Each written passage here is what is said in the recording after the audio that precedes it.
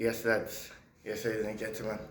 You tapped in with lunch talks, lunchtime, um, and just recapping the last week and couple bits of the trending topics and everything else.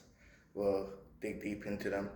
We're going to be touching on historical matters between the Arabic race, black race, the AFCON final, um, a bit of what I'm doing in my spare time. I'm catching up and watching Love Island and stuff, and I'm gonna be recapping and doing some videos on Love Island too, properly. Um, so I wanna dig slightly into the um, history between the Arabs and the blacks, especially when it comes to the continental space of Africa. Um, there's a lot of information, misinformation around like North Africa and its heritage, and obviously the Arabian slave trade that happened in Africa in the 16th century.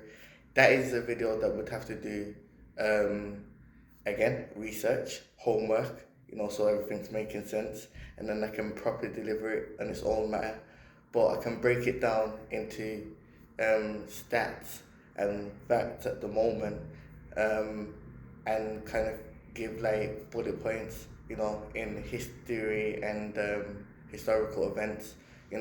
There's always been clashes between Arabs and black people in the continental space of Africa, particularly in North Africa, Egypt, Algeria, Morocco, Tunisia, where both races share the land. And it's mad because we have a common ancestor. So, really and truly, these things shouldn't necessarily happen, but once we don't understand each other and everything else, all of these things are blown out of proportion. And it's mad because at the same time as the race is happening, those two races are predominantly within the top 5 most ethnical background races of Islam, So we follow and worship the same God, alhamdulillah, by the grace of Allah. So yeah, there's been historical events. There was a tribe called the Moors who are very historical across North Africa, and they did their portion on conquering the land, and expanding even to ports of Spain and stuff like that, So yeah, like history is crazy, and when it comes to the final of AFCON, like it's mad because it was Morocco, the host nation, versus Senegal. West African team predominantly black, North African team predominantly Arab, as well as Morocco being the host nation. And a controversial decision happened within the last minute of them having the penalty, and the Senegalese players being demanded by their coach to walk off the pitch. However, Captain Mane demanded his boys to get back and play as men and whatnot. It was a very interesting source of game. Senegal ended up winning in extra time after the penalty was missed disgracefully by Diaz, and Senegal had went on to win in extra time.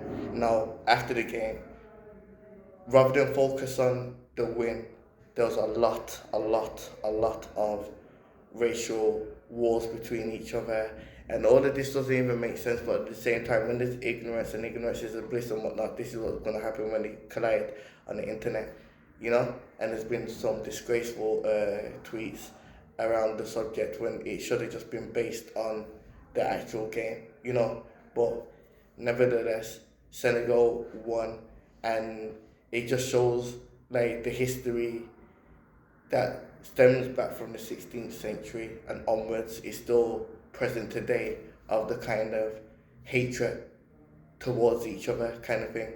And that must stop. that must stop. We must learn how to improve on that. But don't worry, we're gonna expand on that video and dig deeper into that matter way ahead over time. You know, um, also from starting a fresh Monday kind of thing. Uh, I'm not gonna say back and forth. I'm just gonna say debate.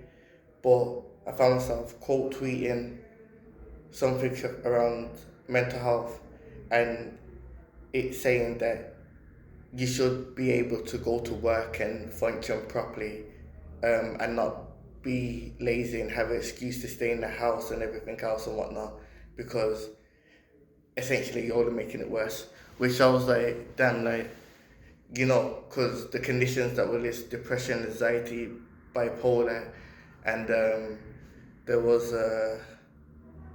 there was another one, but anyway, yeah, the severeness of certain stages of mental health made me quote to it like, imagine me lunchtime working with someone from EastEnders, Jean Slater, and telling her 100 times jerk chicken pasta, but she tells the crowd it's a sausage surprise, because that's what our brain is telling her to do, because obviously that is something on a day-to-day basis where someone with mental health, yeah, is going to think, when obviously it's severe and there's more cases that are worse than others.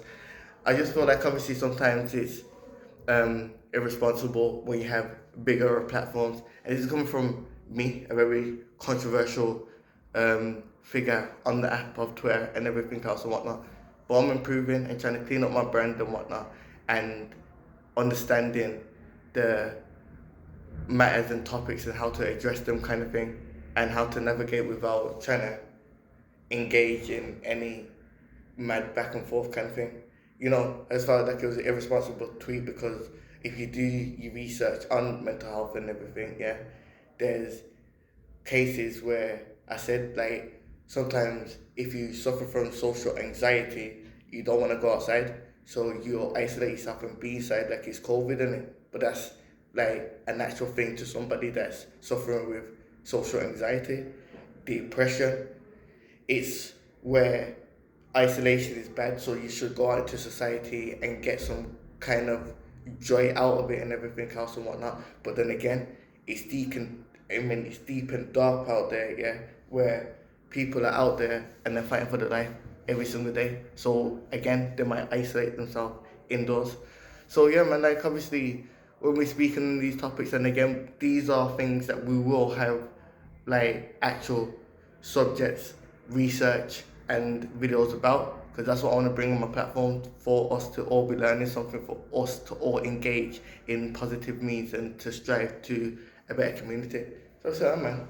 That's what I'm saying. Love Island, and that being the ENT factor and everything. I've just been watching, it's the All Stars. You can see why it's All Stars kind of thing, because yeah, man, it's been like a couple of days in, and there's a couple situationships already flying about and kind of thing, innit? So it does represent the dating pool in the UK, and how the mind is skeptical, and how much options are out there. So it's like you want to explore this, you want to explore that, but there's a couple of characters in them, and there's a couple of characters, and over the time I'm also going to do separate videos on the Love Island kind of thing, and obviously engage in these debates and put the polls out there to see where we're at in the stage of this growth and development thing, especially with this platform of lifetime. But yeah, man, that's been me. Big up to all the people that have actually been actively supporting me,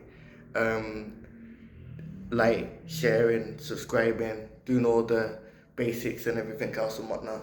I appreciate it time to time. I appreciate all of that, and obviously that's the kind of motion I'm going with the platform, and trying to stay consistent on it. So yeah, man, peace and love, manners and respect, and I'm out until the next time.